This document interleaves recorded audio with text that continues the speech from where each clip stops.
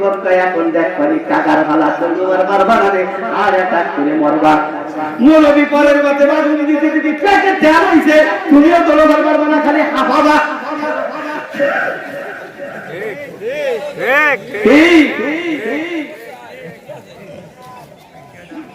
খালি তুমি হাঁপাবা। আর নির্বাহী অফিসার সরকারি গাড়িতে চলে, হাঁটার দৌড় আবার অভ্যাস নাই, উনিও পারবে না, আমার বউ আমি পাবো। আল্লাহ রে, তোমার মতো আল্লাহর হয় না। আবার দৌড় দেন কণ্ঠ তিনি কইয়া আপাও সেই রকম কণ্ঠ তিনি কইয়া দেশের দৌড় দৌড় যাওয়ার পরে কাকা তো ফের কাছে আগেই মৌলবী সাহেব তাকে মসজিদে বসে থাকি, বোর দরকার নাই, বোর দরকার নাই। মৌলবী কিরামটি বের হয়ে গেছে, চাচাও বের হয়ে গেছে। নির্বাহী অফিসার কাছে তারা আমার বোধ দরকার নাই, যার জন্য চলবো মানে যান বড় হয়ে যাচ্ছে, যার জন্য চলবো সে যদি বাড়ি যায় বউ ধরব কি তুই দিয়ে যা। এবার দৌড়াইতে দৌড়াইতে দেখছে সুতা রাস্তায় তো ভালোই চলবার পারে নামছে ইরির ক্ষেতের মধ্যে, কেদার মধ্যে আর বালির মধ্যে পড়ানো যায় না। আর যদি ঢিলা জুতো পায় থাকে, জুতো খুলে থাকে কবে তোমার সাথে আমি জাতি পারবো না, কথা কান না কেন। এবার বলতো কাদার ভিতর দিয়ে মহিলা দৌড়ানো শুরু করছে, যুবক দৌড়ায় আর জানে যখন পুরায় না। এবার বলছে তুমি কি আমার সাথে বিয়ে বসবা না, আর কত খাটাবা, তুই আমার সামনে আসলে ইদির ক্ষেতের মধ্যে গাড়িয়ে ফেলবো, তুই আমার সামনে আসলে গাড়িয়ে ফেলবো। এবার বন্ধুরা ওই যুবক বলতেছে আপা নিজের থেকে পুরস্কার দিলেন, এবার আমাকে গাড়িয়ে ফেলতে চান, কারণ কি? এবার আপা বলতেছে তুই কি আমারে চিনিস? না তো চিনলাম না, জানি একজন মহিলা। এবার বলতেছে ও যুবক ভালো করে শুনে যা, তুই আমার জন্য পাগল, তোর মাওলানা শফিক আমার জন্য পাগল, পীর মাশায়েখ পাগল, রাষ্ট্র পরিচালনায় যারা আছে তারাও পাগল, তোর চাচা পাগল, তোর ড্রাইভার পাগল, তোর ডাক্তার পাগল, সকলেই পাগল। এবার আমার কথা জেনে নে, আমি বললাম মহিলা মানব দুনিয়া, আমার পিছনে যত যাবি হঠাৎ করে আজরাইল খপ করে ধরে ধরে ফেলবে। কথা বলেন না কেন? তত দলবি তত জীবন নাশ হবে, আমাকে ধরতে পারবি না। অতএব জীবনে ফিরে যা, আমাকে ধরার প্রয়োজন নাই। যিনি তোর মালিক তার সাথে সম্পর্ক কর, আমার চাইতে ভালো স্ত্রী জান্নাতে পাবি।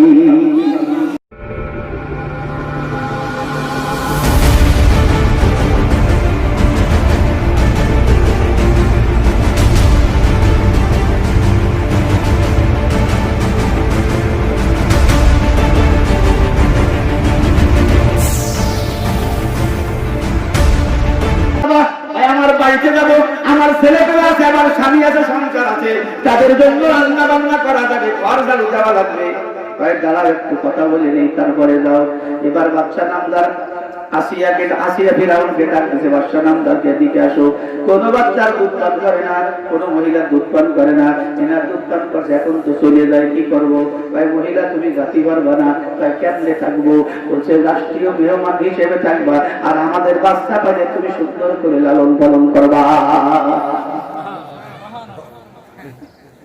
বুঝা যায়? আল্লাহ আছে তো, আছে। এ মুসলমান, এবার আসিয়া যখন এই কথা বলতেছে, তুমি যাইতে পারবা না, তুমি থাকো এখানে, রাষ্ট্রীয় মেহমান হিসেবে থাকবা। আমার তো থাকার ব্যবস্থা হবে, আমার পরিবারের সদস্যদের কি হবে? কথা বুঝা যায়? এবার ফিরাউন বলতেছে পরিবারের সদস্য যে কয়জন আছে সব কয়জন নিয়ে এসো, রাষ্ট্রীয় মেহমান হিসেবে খাবা, কিছু করা লাগবে না, শুধু আমাদের বাচ্চা পালবা। এবার সুযোগ বুঝছে আমাদের ছাড়া তো উপায় নাই। এবার আসি আমাদের ফিউচারের কি হবে, কিসের মানে কি ভবিষ্যতের কি হবে? শুধু খাইলাম আর থাকলাম, যদি বেতন না পাইলে ধ্যান ধারণ করতে না পারি, ভবিষ্যতে কি হবে? কথা বোঝা যায়? ওরে আল্লাহ এইভাবে দিবে। এবার আসিয়া আলাইহিস সালামের কাছে ফিরাউনের কাছে যখন মুসা আলাইহিস সালামের মা বলছে আমাদের ভবিষ্যৎ ফিউচার কি হবে, শুধু পেটে ভাতে খাইলে তো হবে না। এবার ফিরাউন বলতেছে সম্মানী ভাতা পার হেড ধারণ করা হলো, সম্মানী ভাতা পার হেড প্রত্যেক মাথা কিছু সম্মানী ভাতা ধারণ করা হলো। বাচ্চা পালবা, রাষ্ট্রীয় মেহমান হিসেবে থাকবা, মাস গেলে হিসাব করে কোষাগারের থেকে টাকাগুলো নিয়ে যাবা। তাহলে বোঝা গেল আল্লাহ যা ইচ্ছে কাটাকাটি করতে পারে কি পারে না? ও বন্ধুরে, পানির বন্ধুরে সেই শক্তি ছিল মানুষকে ডুবাই দেওয়া, এই কথা বুঝতে যে অনেক দূর চলে গিয়েছি, কথা বলেন ঠিক কিনা? এবার বন্ধুরে আগুনের কথা বলতেছিলাম বাচ্চা। ও দোস্ত, এবার যেটা বলতেছিলাম মালিক ইবনে দিনার, ওখান থেকে আপনাদেরকে এত করে নিয়ে আসছি। মালিক ইবনে দিনারের বাড়িতে দুই হিন্দু মনে আছে নাকি? এবার বলছে আগুন একটু জ্বালাই দেখো পড়ে কি পড়ে না। ও দোস্ত, বড় ভাই তো দীর্ঘদিনের, সেজন্য বড় ভাই একটু পাকনা বেশি। সমাজের মধ্যে যাদের বয়াস বেশি হয়ে যায়, দুনিয়া কোনটা পাকনা বেশি। কেমনে পাকনা বেশি? মসজিদের জন্য তো কালেকশন করবেন যুবক ভাই, ওই যে আমার নামে 50 ভ্যাকসিন আব্বা জামা কেন কত দিবি কথা হচ্ছে না। হুজুর আমার আব্বা তো একটু পাঁচ দেয়, খাতি বসে এবার পেলে দুই দিন চাকরি কিভাবে জমি ঠিক করে ফুটো দিতে এত যাও সাজার বিটা সালা কি সুন্দর গান, সাজার বিটা সালা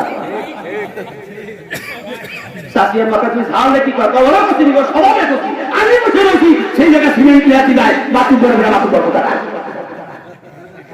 কথা বলে।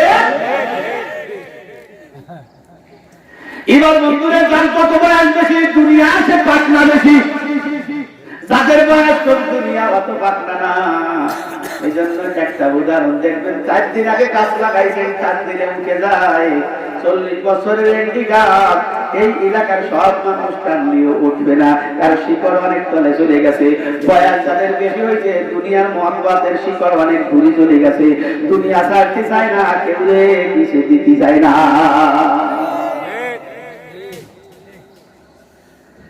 ভাইরা আমার যেটা বলতেছিলাম, এবার ছোট ভাই একটু পাকনা কম, বড় ভাই তো পাকনা বেশি। আগুন জ্বালা দেখি কি হয়, মনে আছে কথা? আগুন জ্বালা দেখি কি হয়। আগুন যখন জ্বালাইছে, এবার ছোট ভাই বড় ভাই রে কয়, ভাই তুমি হাত দাও, যেহেতু তোমার ইবাদতের বয়সের পরিধি সীমানা বেশি। বড় ভাই তো জানে আগুনের কাছে হাত দিলি খাতের করে দিলেন, এটা আমার দুনিয়ারই একটা ব্যবসা। এবার ছোট ভাই কয়, তাহলে আমি হাত দেই।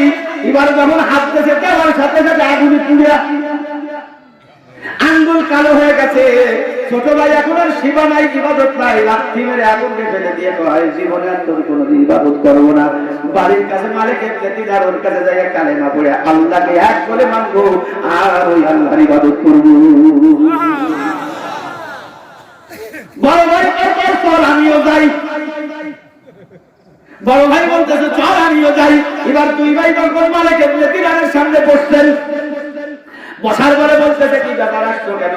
বলছে হুজুর আমি কালেমা গ্রহণ করার জন্য আসছি। বড় ভাই বলতেছে হুজুর আমার কালেমা গ্রহণ করা হবে না। বড় ভাই কি কয়? আমার কালেমা গ্রহণ করা হবে না। ছোট ভাই কয় কে? আমি মুসলমান আছি, তুই বাবা না কে? তুই যাবো বলবো না মানে কদিন আমার কত হাদি আছে, তোবা আছে, ভোগ আছে, বিলাস আছে। যখন মালিক ইবনে দিনারের কাছে মুরিদ হব, কালেমা পড়বো, সে আমার কি হবে? আমি মুরিদ হয়ে যাব, আমি ছোট হয়ে যাব। কোন হিন্দু আর আমাকে ভোগ বিলাস পাঠা মাঠা দিবার আসবে না। আমি পাবো না, তুই কালেমা গ্রহণ কর, আমি কালেমা গ্রহণ করবো না। তার অর্থ হলো তারে ধরছে কিসে? তারে ধরছে দুনিয়ায়, তারে ধরছে কিসে? কথা বলেন। তারা বলছে ভোগ বিলাসে দুনিয়ার সম্পদে। ও দোস্ত, বর্তমান আমরা নামাজ বিমুখী, ইবাদত বিমুখী। এর কারণ হলো আমাদেরও ধরছে দুনিয়ায়। কেমনে দুনিয়ায় ধরছে একটু ভালো করে বুঝে যান। এই বাৎসরিক চাকর ছিলেন একসময় মানুষের বাড়ি, এখন তো ওগুলো নাই, গরু রাইতে চাকর জন্য। হ্যাঁ, মানুষ এই যে আমরা যে রোগা হয়েছি, কামনাইতে রোগা থেকে রোগা। হ্যাঁ, কথা লম্বা হয়ে যাবে।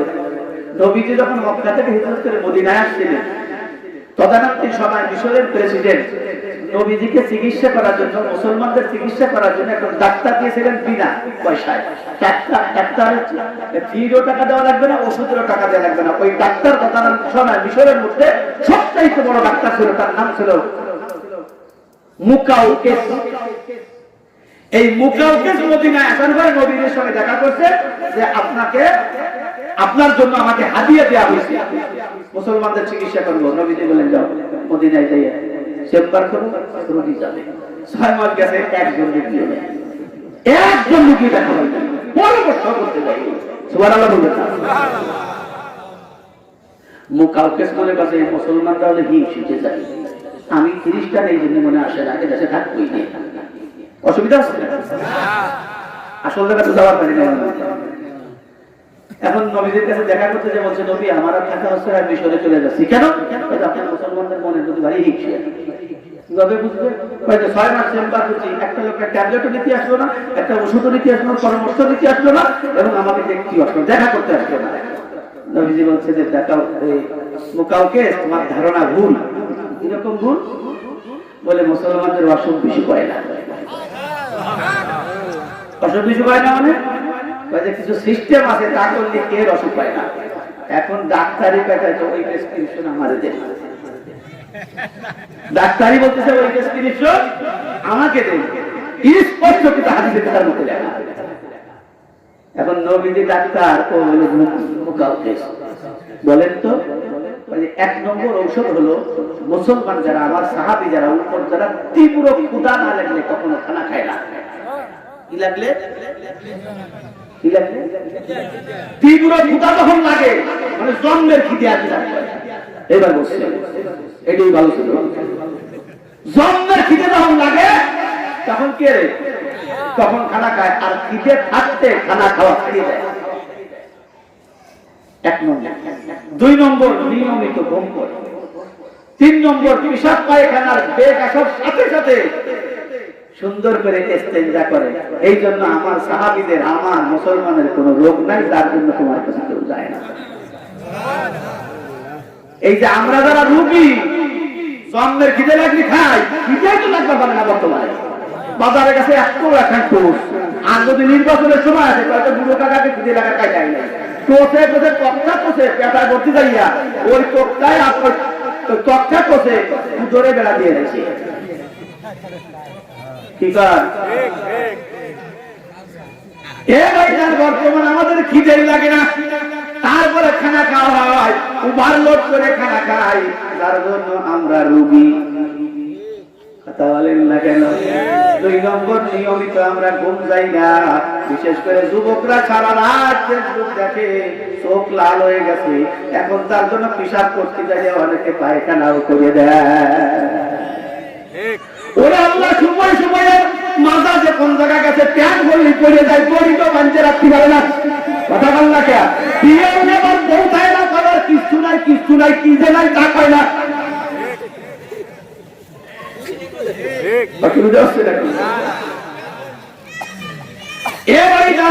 তাহলে শিখলাম কি হাসাহাসির কথা নাই।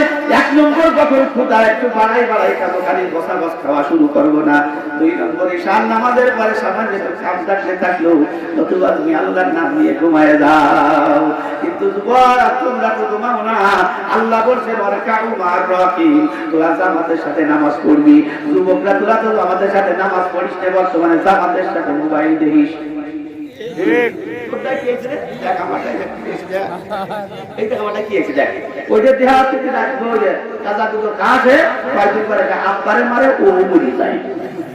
কথা বল না কে?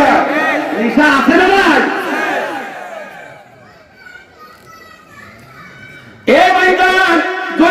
নিয়মিত ঘুম যাবো। 3 নম্বর, পেশাব পায়খানার বেগ আসার সাথে সাথে চলে যাবো। এই জন্য দেখেন নামাজের মধ্যে ফজরের নামাজে আযান দেওয়ার সময় বলা হয় as-সালাতু খায়রুম মিনান নাওম। অর্থ কি? ঘুম থেকে নামাজ উত্তম না। এই যে খায়রুন, এটা মুবালাগার সিগা। এর অর্থ হলো ঘুম থেকে নামাজ অতি উত্তম। খালি উত্তম না, মেলা উত্তম। এই ভাইটার মেলা উত্তম হয় কেমনে? ফজরের নামাজের সময় যখন উঠবে, রাতের বেলা ঈশান নামাজ পড়ে যেখানে লোড করে ছিঁড়ে পোষা সুন্দরভাবে আনলোড হয়ে যাবে। ওযু গোসল করার পরে ফজরের নামাজ পড়তে যখন মসজিদে যাবেন, সকালের আর অক্সিজেন থাকে একেবারে ভরপুর। ওই অক্সিজেন যখন আপনার গায়ে লাগবে, মন বাহাদুর হবে, শরীর সতেজ হবে। কিন্তু এইটা বর্তমান সমাজে নাই, যার জন্য রোগীর বাজান সমাজে অভাব নাই। এই জন্য ছেলে করে বেড়ে একটু ভালো হইলেই ডাক্তার হইতে শেখে। কারণ কি? ডাক্তার হইলেই রমরমা ব্যবসা। যার রক্ত পরীক্ষা করেন, চুলের মাথা পরীক্ষা করেন, মুখ পরীক্ষা করেন, আগা পরীক্ষা করেন, মুখ পরীক্ষা করেন। পরীক্ষা দিতে দিতে এখন ফিসির টাকা দিয়ে নাই, ওষুধ কেন্দ্রে কেন্দ্রে পরীক্ষার ফি দিয়ে দিয়ে আসে আর এক করে মরে গেছে। ওষুধ কিনবার না কথা বলে এ মুসলমান, তাই আমাদেরকে দুনিয়ার লোভে ধরছে। কথা বুঝানো গেছে। এ বাড়িটা এক সময় চাকর ছিল, সেইটা বুঝতে যাই আর একদিক চলে গেছি। তবে মূল ঠিক থাকবে, যেদিকে যাই মূল ঠিক থাকবে ইনশাআল্লাহ। এবার বন্ধু বাৎসরিক চাকর তারে ছুটি দিয়েছে মালিক, যা তুই আজকে তুই খালি আনন্দ করে বেড়াবি, রিল্যাক্স করে বেড়াবি, যা মনে হয় তাই খাবি, 500 টাকা আসছি মারছি খাবি, মদ গাঁজা খাইস নে, যা মনে পাই যা। এবার বন্ধুরে বর্তমান যুবকদের পাঞ্জাবির সাথে একটা উন্না দেয়, পাঞ্জাবি কেন উন্না বিড়ি, হ্যাঁ প্যান্ট কিনলি জাঙ্গি বিড়ি, কুরবানির গরু কিনলি ছাগল বিড়ি, কথা বল পূজা পাওয়া যায়। আরে আমি না জানি কথা বলছি, যে জিনিস দুনিয়াবি কোন আখিরাতের কথা বল, আল্লাহ রহমত আপনাদের দোয়া, যা আমার নিজের চোখে না করি আমি জীবনে অনেক এ ভাইরা এবার বিচার রাস্তা দিয়ে হাঁটি বেড়াচ্ছে, এরে ভাই ষোলোটা চাকর হাঁটি বেড়াচ্ছে, হঠাৎ করে একজন মহিলা এসে আসসালামু আলাইকুম, একের তো যুবক। আর ওই দিন যদি মহিলা সালাম দেয় ও কি ভাবে আছে, ও মনে আছে এশিয়া মহাদেশের মধ্যে কৃষির জো বাইডেন কোথার শ্রীরাম, তার চাইতে আমি বড়, মহিলা দেশে সালাম। এবার খুশিতে পারেন আপনার তো চিনলাম না, ওই নয়টা পথ আবার উঠো না, আমি তোমাকে লাইক করি, তোমার সাথে বিয়ে বসবো। ওরে আল্লাহ যুবক, আল্লাহ তোমার মতো আল্লাহ হয় না, এত সুন্দর নিয়ামত তুমি কোন জায়গাতে আমারে দিদিয়া, এই নিয়ামত তুমি আমার জন্য কোন জায়গাতে পাঠালে। এবার বন্ধুরা বলছে তাই ঠিক আছে চলো বিয়ে করতে হবে, বিয়ে বসছি, বিয়ে কাবিন করতে হবে। কাবিন হলো আমার সানাউল্লাহ ভাইজান, ওনার কাছে আসছে হুজুর আমাদের বিয়েটা পড়াই দিন। না ভুল বলছি, এবার গেছে চাচার কাছে, যেই বাড়িতে চাকর থাকে তার কাছে। ও কাকা দেখেন আল্লাহ ঈদের দিন আমারে কি নিয়ামত মিলাই দিয়েছে, চলেন আপনি সাক্ষীতে আমার সাথে বিয়েটা পড়াই দেবেন। কাকা কয় তুমি জুতো দৌড় বাড়ি শয়তান, এবারে বিয়েটা কি হবে তোর সাথে মানাই নাকি, তোর টাকা পয়সা আছে নাকি, পুরো সাধারণ শ্বাসকোষ কিনে দিবার পারবি নাকি, তুই কিছু পারবি না, তোর টাকা নাই, তোর দরকার নাই বিয়ার বাড়ি আমি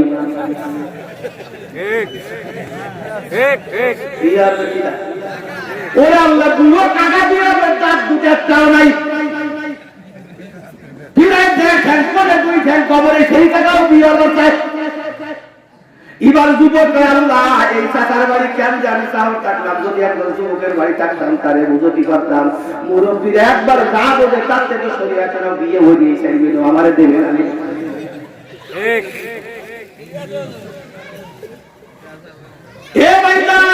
এবার তো বিয়ে করাই করবে, নতুবা বউ করে ঘরে নিয়ে যায় না।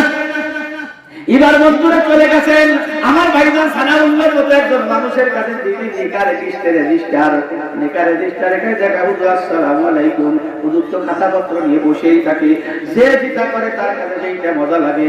আমরা বক্তা মানুষ মনে করি আল্লাহ 6 মাস শীত কেন 12 মাস শীত যদি ভালো হতো খালি বাস করতে পারতাম।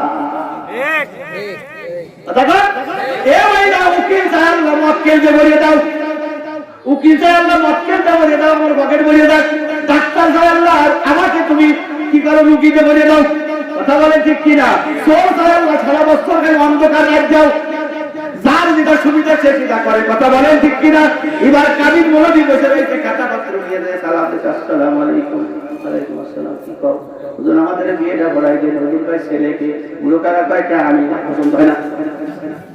মৌলবি সাহেব খাতা বন্ধ করে আমার অফিস থেকে ভালো ওই বিয়ে আমি ঘোরাতে পারবো না। মুরব্বী কয় কত টাকা লাগবে, কাবিনের কোনো ফ্যাকশন না। ও কাকা তোমার সাথে ওই মেয়েটারে মানায় না, হয়তো তুমি কি হতে চাও, হয় তোমরা দুজন সাক্ষী চাইয়া আমি মৌলবীর সাথে বিয়ে পড়াই দাও, বিয়ে আমার সাথে পড়াই দাও চাইতে বলে তোমরা দুজন সাক্ষী। যুবক ভাই আল্লাহ আল্লাহ কাকা লেহা জানে না, পড়া জানে না, উনি নয় পাগল হয়েছে, এই মৌলবীটা দাওরা পড়া মানুষ কে পাগল হয় কেমনি। এবার রাত্রি কয়জন যুবক কাকা মুরব্বী। এবার বন্ধুরা তিনজন বলতেছে এইভাবে সিদ্ধান্ত হবে না, চলো নির্বাহী অফিসারের কাছে যাই। উনি বিসিএস ক্যাডার মানুষ, সুন্দর বিবেচনা বিশ্লেষণ করে একটা ডিসিশন দিয়ে দেবে, যাকে দেয় সে বউ নিয়ে যাবে। যুবক এই তো মুরব্বীকে গান ধরে খেতাবে রে, কাকারের যদি শর্ট দিয়ে দিবে রে, বিয়ে করাই থেকে দিবে রে, চল যাই। নির্বাহী অফিসারের কাছে গেছে, ও দোস্ত টিভি দেখতেছেন, জোর খাইতেছে, আসসালামু আলাইকুম। উন্নত সালামের তেমন উত্তর দেয় না, উত্তর দেয় হলে এই সমস্ত মৌলবী যারা তাবলীগ জামাতে হক্কানি পীরের মুরিদ, তারা যারা সাধারণত বিদায়ের লাইনের শিক্ষিত মানুষগুলা সালাম দিলে এইরকম। আমার যুবক যারা 8-9 পড়ে, প্রাইভেট পড়ে, স্যারের কাছে আসসালামু আলাইকুম। 3 মাসের তুই প্রাইভেটের টাকা পাই, সালাম মারা হয়েছিস। হ্যাঁ, এবার সালাম দিতে উত্তর নাই, ইশারায় বলছে বসেন। বসার পরে বলতেছে বলেন কি? যুবক বলতেছে একটা আরজি নিয়েছি, আর জিজ্ঞেস করো। এই মহিলা দেখতেছেন ওদিকে আমি চাইয়ে গেছি, তোর ধ্যান লাগবে না, কি করি? আমার সাথে বিবাহ করতে চাইছে, নিজে কাকার বাড়ি চাকর তাই থাকি, অনুমতি আনতে নিজে বিয়ে করতে চাইছে। ভাই করতে আসে, ব্যাপারটা তো ভালো মজার। তারপরে এই মৌলবী সাহেবের কাছে কাবিন রেজিস্টার করতে গেছি, মৌলবী কয় তোরা দুজন সাথীটা আমার নামে বিয়ে পড়াই দে। হুজুর বলেন, স্যার বলেন বউটা পিতা পাবে। স্যার কয় তোরা কে বউ পাবি না, বিয়ে করবো আমি।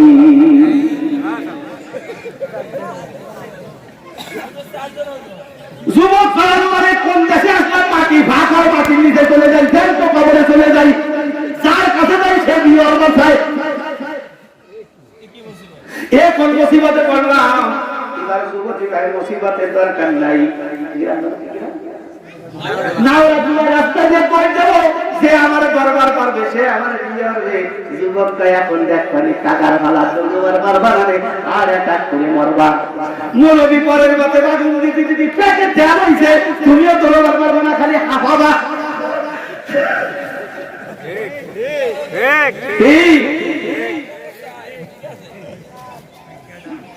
খালি তুমি হাফাবা।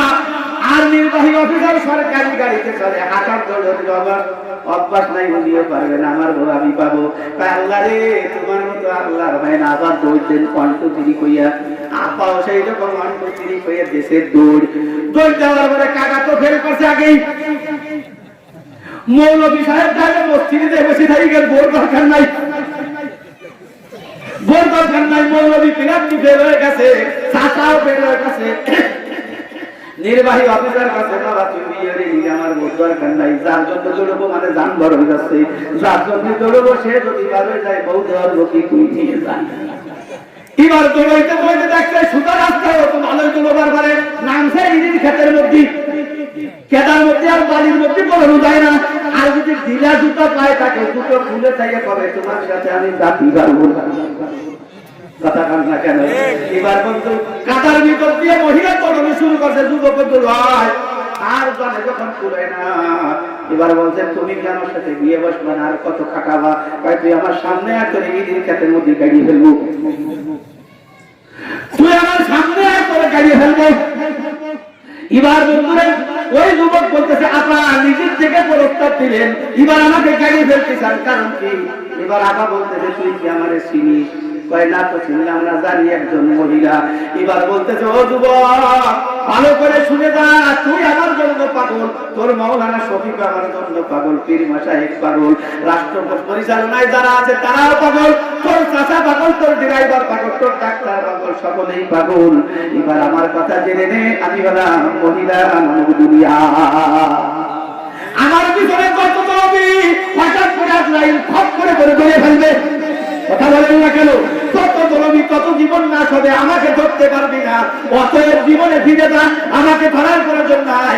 যিনি তোর মালিক তার সাথে সম্পর্ক কর, আমার চাইতে ভালো স্ত্রী জান্নাতে পাবি।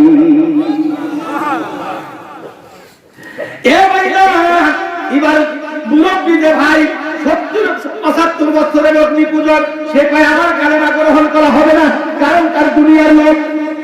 কথা বোঝা গেছে? আমার দুনিয়ার লোক, আমি যাব না। বড় ভাই চলে গেল, ছোট ভাই কালেমা গ্রহণ করার জন্য মালিক ইবনে দিনারের কাছে গেছে, হযরত তাওহীদের বাণী কালেমা পড়ায় আমারে মুসলমান বানায় দেন, বলেন সুবহানাল্লাহ। এ ভাইজান কালেমা পড়াই দিলেন। কালেমা পড়ানোর পরে মালিক ইবনে দিনার জিজ্ঞেস করেছে তোমার অবস্থা কি? বলে ঘরের মধ্যে কিচ্ছু নাই। আজকে কি বার? ও দোস্ত, আমাদের ভাগ্য ভালো। মালিক ইবনে দিনারের কাছে যেদিন মন্দিরে ইসলাম গ্রহণ করতেছিলেন ওই অগ্নিপূজন সেইটা ছিল মঙ্গলবারের দিন, গত রাত। ভাইজানতে আমার ভাই অপু বইয়ের দিছিল ভাইজানতে আমার মঙ্গলবারের দিন ইসলাম গ্রহণ করার পরে মালিক ইবনে দিনারের সঙ্গে অনেক ভক্তবৃন্দ ছিলেন। বলছে তোমরা একটু নবমুসলিম ভাইয়ের জন্য সহযোগিতা করো, আমাদের মসজিদে করি, পয়সা দাও, দান বাক্স দাও, ওযুখানা করবো, এটা করবো, সেটা করবো। মালিক ইবনে দিনার যখন হাত পাচ্ছে, ও যুবক ভাইরা একটু ভালো করে শোনো, উনি একজন যুবক। বলছে মালিক ইবনে দিনারকে, হযরত জি এই সুয়াল করা থেকে, হাত পাতা থেকে বিরত থাকলে ভালো হয়। হাত পাতা থেকে বিরত থাকলে ভালো হয়। কোন মানুষের কাছে হাত পাতার প্রয়োজন নাই। মানুষের কাছে যদি হাত পাতবো তাহলে আমি ঈমান গ্রহণ করলাম কেন? যিনি আমার সৃষ্টিকর্তা, তিনি আমার রিজিকদাতা। কথা বলেন না কেন? তিনি আমার রিজিকদাতা, তিনি আমার রক্ষাকর্তা। অতএব যা চাওয়ার তার কাছে যাবো, কোন মানুষের কাছে যাবো না। মালিক ইবনে দিনার দেখতে যায়, হায় রে, এ তো বড় মজবুত সুন্দর ঈমানওয়ালা। বিদায় দিয়ে দিল, যাও। স্বামী স্ত্রী ছেলে মেয়ে নিয়ে চলে গেল বাড়িতে। বাড়িতে ঘরের মধ্যে খানার কিচ্ছু ছিল না। বাচ্চাদেরকে রেখে বুধবারের দিন বাইরে পাড়ায় যেরকম কিসের ওঠে এরকম জোর দেওয়ার জন্য চলে গেছে, রুজি রোজগার করার জন্য। কথা কি বোঝা যায়? রুজি রোজগার করার জন্য যখন চলে গেছে, ও দোস্তরে আমার সারাদিন অতিবাহিত হলো। বিশেষ করে জোহর যখন অতিক্রম করলো, উনি দেখলেন জোন দিতে পারলাম না, কি করবো? জঙ্গলের মধ্যে চলে গেছে। জঙ্গলের মধ্যে যাই সালাতুল হাজাত প্রয়োজনের 2 রাকাত নামাজ পড়ে আবার জিকির করে, রব্বুল আলামিন খানার ব্যবস্থা করে দাও। সন্তানাদি অনাহার, স্ত্রী অনাহার। কেমন নতুন মুসলমান খানায় যদি কষ্ট পায়, হয়তো টেবিলে বসলে আমি আর পথে আনতে পারবো না। ঈশা পর্যন্ত ওই জায়গা মধ্যে দোয়া মোনাজাত করে বাড়ির দিকে চলে আসছে। বাচ্চাগুলো বাড়ির থেকে পথ পানে চেয়ে রয়েছে, আব্বা কখন যেন আসবে আমাদের জন্য খাবার নিয়ে আসবে। ও ভাইজান মুখখানা মলিন করে যখন বাড়ির থেকে আসতেছে, বাচ্চারা দৌড়ে আছে, একটাকে কোলে নেয়, একটা হাত ধরে।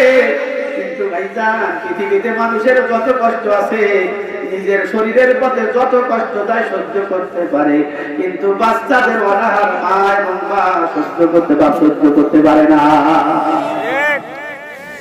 এজন্য যাদের মোটামুটি 40-এর মধ্যে বয়স, তারা ভালো করে জানেন আজ থেকে 30-35 বছর আগে আমার কথা আমি বলি, আমার বাড়ি তো দক্ষিণ পুকুরা। এ ভাইজান সামান্য কায়দা পান্তা ভাত কাঁসা করে সেই সময় তো গামলাও ছিল না, ডিশ ছিল না। 5টা ভাই বোন স্কুলে লেখাপড়া করি, মাদ্রাসায় যাবো। বসে ভাইজান, আপনি বসে।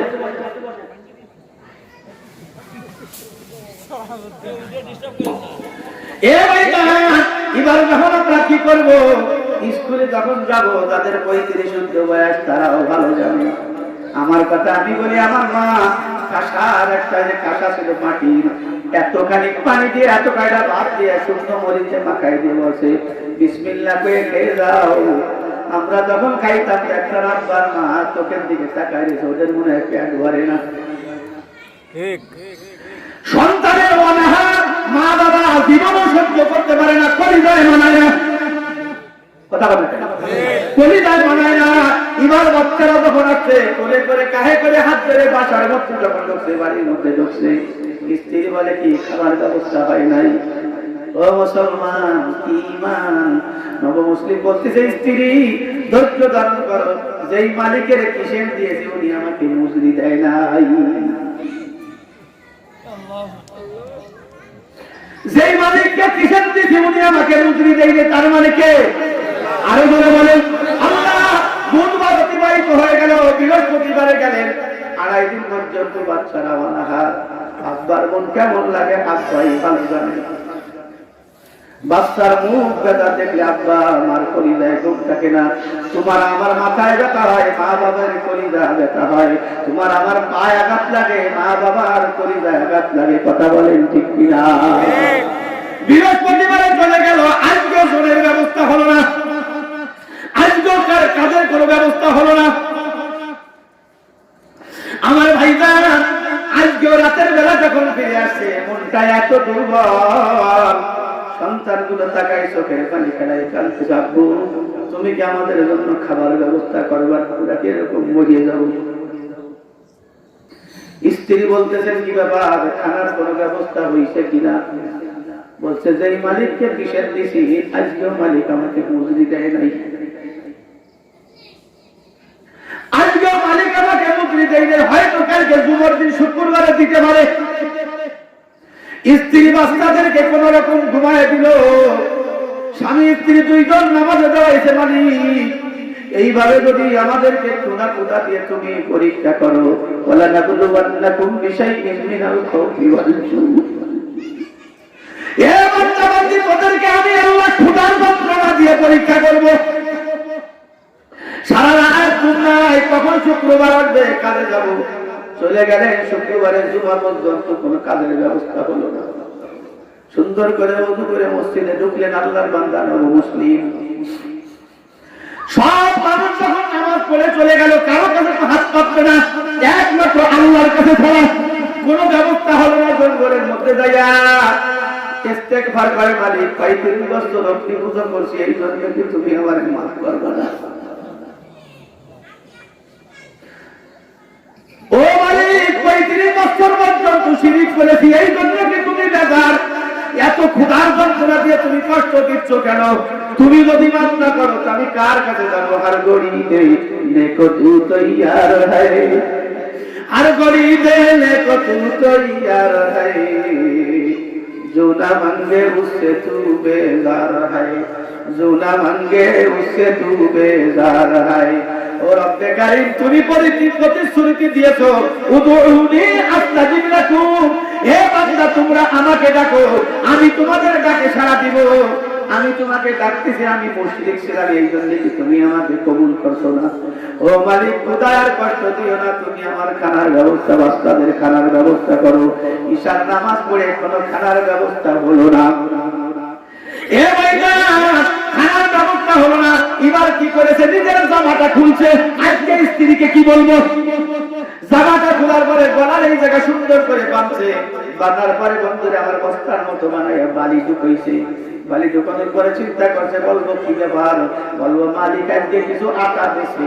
যখন খুলে আটা পাবে না, বলবো মালিক আমার সাথে বিক্রি করেছে, আমার সাথে প্রতারণা করছে, তাছাড়া আমার কোনো পথ নাই। বালু ভর্তি করে নিয়ে বাড়ির দিকে চলছেন। বাড়ির দিকে যাওয়ার পরে দরজার কাছে যখন গেছে, যাওয়ার পরে দেখতেছে বাড়ির থেকে জান্নাতি খাবারের ঘ্রাণ। চিন্তা করলেন এত ঘ্রাণ কেন, কোন জায়গা থেকে আসলো? বাড়ির ভিতরে যখন ঢুকছে দেখতেছে বাচ্চারা খাইয়ে দিয়ে সুন্দর করে ঘুমাইছে। এবার বিছানা মাত্র নতুন, খাবারের হাড়ি বাতিল নতুন। স্ত্রী ধরে এসে সালাম করে, ইসলামের স্বামী আপনি আসেন না কেন? 3 দিন অনাহার, আপনাকে না খাওয়াই আমি খাই নাই, আপনার জন্য বসে আছি। এ আমার মা বোনেরা, এরকম বর্তমানে স্ত্রীও নাই। তুমি জিহানের কাছে যাও, তোমার নাকি না খেয়ে বসে থাকবো নাকি? কথা বলেন না কেন? দেখতে ভালো কথার মধ্যে মন্দ কথাটা আনবো না। এবার বন্ধুরা খানা পরিবেশন করবে, এই সময় জিজ্ঞেস করে তুমি খানা খাইলে কোন জায়গা? আপনি না টাকা পাঠাইছেন, কয় টাকা? কে বলছে? বলছে সুন্দর একজন দেহওয়ালা মানুষ, দাড়ি সাদা, পাগড়ি সাদা, জামা সাদা, সব কিছু সাদা, বাড়ির বাহির থেকে সালাম দিয়ে বললো আপনার নাম নিয়ে, বলছে 1000 স্বর্ণ মুদ্রার টাকা। জোরে প্রতিবারে 1000 স্বর্ণ মুদ্রার টাকা দিয়ে বলছে তোমার মালিক, তোমার স্বামী যে মালিককে জোর দিয়েছে তার পক্ষ থেকে মুদ্রি। এ ভাইরা এবার আরো বলতেছে, বলে গেছে টাকা খরচ করবা, প্রয়োজন হলে আবার দিতে আসবো। বাচ্চাদেরকে কষ্ট দিবা না, ভাত খাবলে নিজেরাও কষ্ট করবা না। এবার বলছে স্ত্রী খানা রাখো, রুহানি শক্তি বেড়ে গেছে, 2 রাকাত শুকরানা নামাজ পড়ে নেই। আল্লাহ বলছেন মুসলমান বিপদে পড়বা, মুসিবতে পড়বা, ওয়াস্তাইনু বিস-সাবরি ওয়াস-সালাত, ওরে নামাজ এবং ধৈর্যের সাথে আল্লাহর কাছে সাহায্য প্রার্থনা করো, তোমার মুশকিল আসান হয়ে যাবে। 2 রাকাত নামাজ পড়ে বন্ধুরে খানাকে ওই যে বালি রয়েছে জামার ভিতরে, স্ত্রীকে বলতে রাখো বাহিরে জামা রেখে আসছি, একটু নিয়ে আসি। এবার দেখছে বালু, যখন ফেলে দিব জামা নিয়ে যাই, বালুর বস্তা বন্ধুরে জামার মুখটা যখন খুলেছে রে ভাই, খোলার পরে দেখতেছে বালু আর বালু নাই, কুদরতের মালিক বালুকে আকারে পরিণত করে দিয়েছে। কাদের কুদরত তুদারি বরকামাল, কাদের কুদরত তুদারি বরকামাল, আনতা হাসবি আনতা রব্বি যুল জালাল, তুহি কাদের জলিলুল্লাহ জাহাদার, বহরহালে তুহি মৌলা নিগাদার, দর্দ দিল किससे कहो कोई तो बनकर नहीं, आए मौला तेरे सिवा कोई मददगार नहीं, वला जिद्दा वला अत्तली मौला, वला जिद्दा वला अत्तली मौला, अल-आना कमा काना व लम यलका ज़वाला, अल-आना कमा काना व लम यलका ज़वाला, हुवल अव्वल वल आखिर वल ज़ाहिर वल बातिन व हुवा बिकुल्ली शैइन अलीम। ও মুসলমান, আমার আল্লাহর কুদরত, আল্লাহ আগে যেরকম ছিলেন বর্তমানেও সেরকম আছেন, ভবিষ্যতেও সেরকম থাকবেন। তবে বান্দার উচিত এবং দায়িত্ব হলো মাওলায়ে কারীমের সাথে সম্পর্ক করা। দুনিয়ার কোনো জায়গায় শান্তি পাবেন না, শান্তি আছে একমাত্র ইবাদতে। কথা বলেন ঠিক কিনা? ইবাদতে মজা। এজন্য আমি আর লম্বা করবো না, যেহেতু চলে যাবো আমার কিতাব পড়াইতে হয়, আমার কোরআন তরজমা তাফসীরের কিতাব পড়াইতে চলে যাবো, রিভিশন করা লাগে। ও ভাইজান, যতটুকু পারলাম বলে গেলাম। আল্লাহকে পাওয়ার জন্য 3টে রাস্তা। 1 নম্বর আল্লাহ ওয়ালাদের সাথে সম্পর্ক করা। ও ভাইজান, উলামায়ে কিরাম ছোট আছে তাতে কি হয়েছে, উনাদের সাথে পরামর্শ করব, হুজুর এই কাজটা করব। উলামায়ে কিরাম কিছু পারুক আর না পারুক, পরামর্শ দিতে না পারলে অন্তত সব পরামর্শ দেবে, আপনাকে খারাপ পরামর্শ দিবে না। উলামায়ে কিরামদের সাথে শত্রুতা করব। যারা তারা কি করছে মনে মনে, যে করবো না। উলামায়ে কিরামের সাথে শত্রুতা করে না, তবে ইমাম সাহেবের সাথে ভালো ব্যবহার অনেক জায়গা করে না। মনে করে ইমাম সাহেব 3000 টাকা আমি চাকরি আনে, তো আমার সাহর অনেক জায়গায় না করলে সব 2-1 জন আত্মীয় ভালো ব্যবহার করে। আগে টাকা পয়সা কিছু ছিল না, হঠাৎ করে 3-4 আম চাকরি, টাকার পেয়া হয়েছে বড়, লুঙ্গি পরে সেই দৌলতপুর নিয়ে, দৌলতপুর নিয়ে লুঙ্গি পরে, হুজুর আসসালামু আলাইকুম। ওয়ালাইকুম তো কই না, ভালো ব্যবসা, শুক্রবার আসলেই মুক্তি চাই। হুজুরির বেতন সবাই যায় 25 টাকা, ওই টাকা দেয় 3-4 চাওয়াল চাই 30 টাকা, 3 মাসের বেতন দেয়। হুজুর বেতন তো আপনারা দেন 90 টাকা, আপনার মূল্য কিন্তু আপনি সময় বোঝে না, সময় আজকে এই টাকা দেন, এরকম নাই মনে হয়। তাহলে 1 নম্বর হলো উলামায়ে কিরামদের সম্মান করা। হ্যাঁ, আপনি কিছু বলেন না, সালামটা আগে দেন, হুজুরকে মহব্বত করেন। এখন আপনি যদি হুজুরকে মহব্বত করেন, ও দোস্ত, মৃত্যুর সময় কালেমা নসিব হবে। যাদের সাথে অন্তরের সম্পর্ক, মৃত্যুর সময় তাদের ছবিগুলো সামনে ভাসে। যারা দেখবেন যৌবনকালে, আমার কাছে কালকে হাজী সাহেব বলতেছিল, হুজুর ঘুমাতে তো পারি না রাত্রি, কে আপনাকে যৌবন বয়সে খেজুর গাছ কাটতাম, 122-20 পর্যন্ত খেজুর গাছ কাটছি, কিন্তু এখন প্রত্যেকটা রাত্রি খালি খেজুর গাছ কাটে, স্বপ্নে দেখে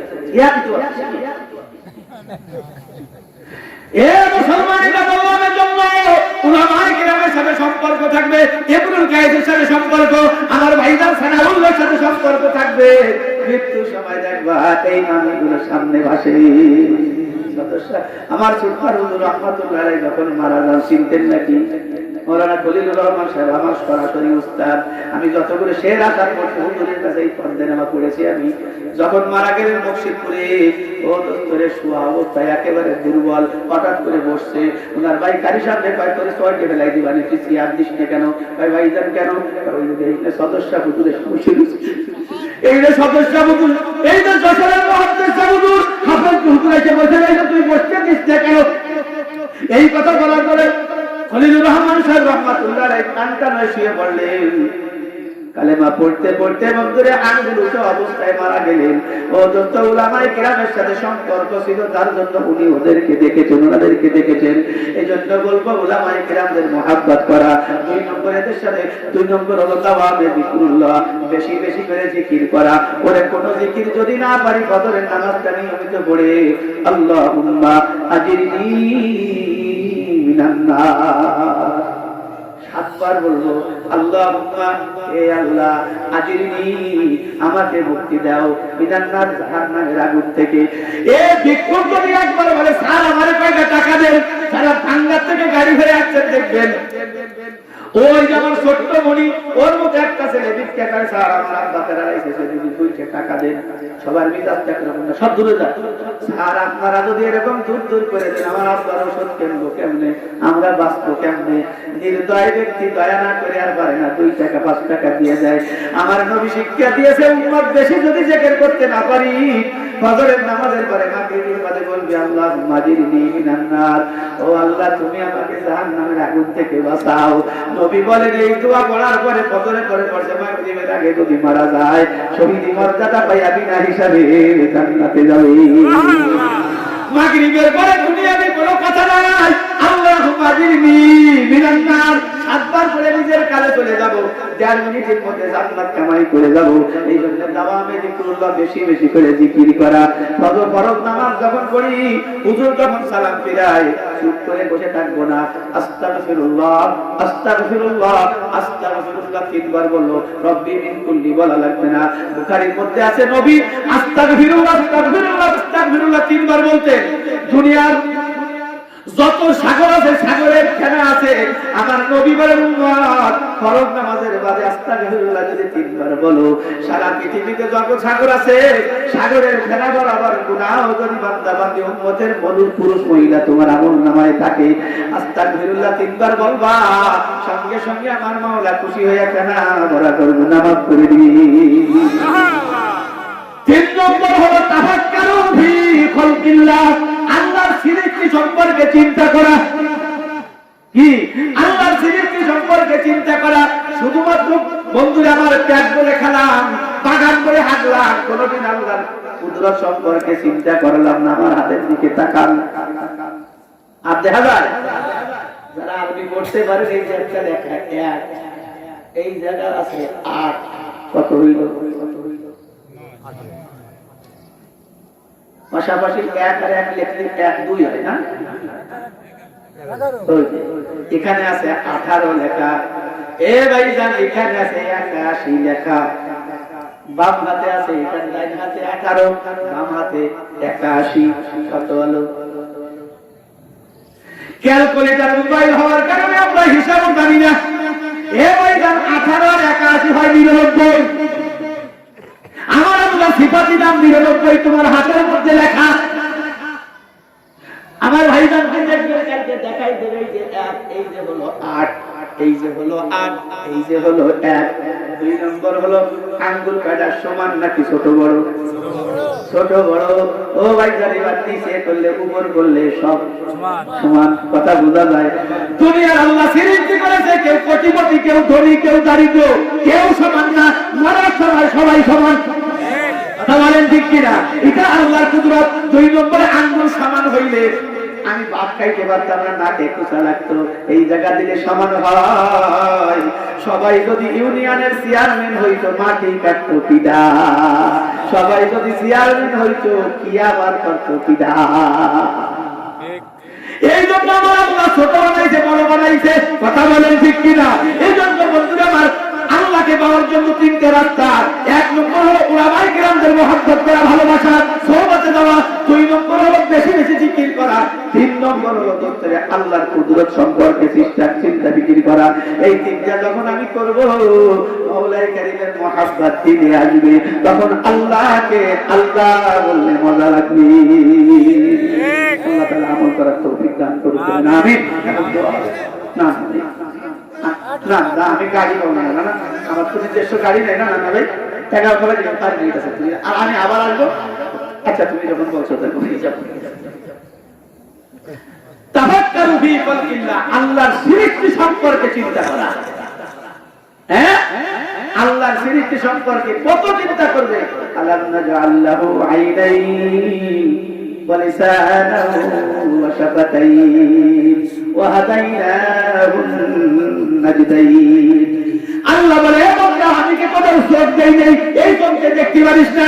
আলাম নাজআল লাহু আইনাইন ওয়া লিসানাহু ওয়া শাফাতাইন, আমি কি তোদেরকে ঠোঁট দেই নাই? ঠোঁট দিয়েছেন কে? আমার আল্লাহ ঠোঁট দিয়েছে, আমার আল্লাহ। দুনিয়ার বন্ধুরে জন্ম অবস্থায় যদি কোনো অন্ধ হয় আব্বা দিতে পারে, জন্ম অবস্থায় বন্ধুরা যদি কেউ অন্ধ হয়ে আসে দুনিয়ার কোন চিকিৎসার চোখ দিতে পারে না। আমার চোখের মালিক কি আল্লাহ, আমার ঠোঁটের মালিক কি আল্লাহ, সব কিছুর মালিক আল্লাহ। ইবাদত করবেন আমার আল্লাহ। এজন্য ভাইজান, যেহেতু আমার থানার মানুষ আপনারা, আমার বাড়ি কুকরা ইউনিয়ন দক্ষিণ বগুড়া গ্রাম, আমি মোল্লা গোষ্ঠীর ছেলে। এ ভাইজান, আপনারা যেহেতু আমার ভাই মানুষ, ভালোবাসা না বলে অন্তত মোটামুটি ভাষা, চলিত ভাষা বলি। জন্মের খিদে লাগলে যখন বলেন তাহলে বোঝা গেল আমার ভাই। হাতে ধরে পায়ে ধরে বলে গেলাম, রে ভাই আল্লাহর নাফরমানি করব না। আজকের থেকে আমার জীবনের প্রতিবদ্ধ মূল উদ্দেশ্য হলো এই মিছিল হবে আল্লাহ রাসূল ভুলবো না, নাফরমানি করব না, আল্লাহ রাসূল ভুলবো না, নামাজ কালাম ছাড়বো না, আল্লাহ রাসূল ভুলবো না, গান বাজনা শুনবো না, আল্লাহ রাসূল ভুলবো না, সুদের কারবার করবো না। ঠিক বলা যাবে? আল্লাহ তোমার হাতে সফল, আমার ভাইদেরকে, আমার মুরব্বীদেরকে, আমার মা বোনদেরকে তোমার হাতে সফল করলাম। ও মাওলা, ভাইজিদ মুস্তামি দোয়া করার কারণে সোল ভালো হয়ে গেল। আমি তো ভাইজিদ মুস্তামি না, আমি গুনাহগার। আমি গুনাহগারের সাথে আমার ভাইদেরকে আল্লাহ তুমি মেহেরবানি করে কবুল করে দাও, বলেন আমিন।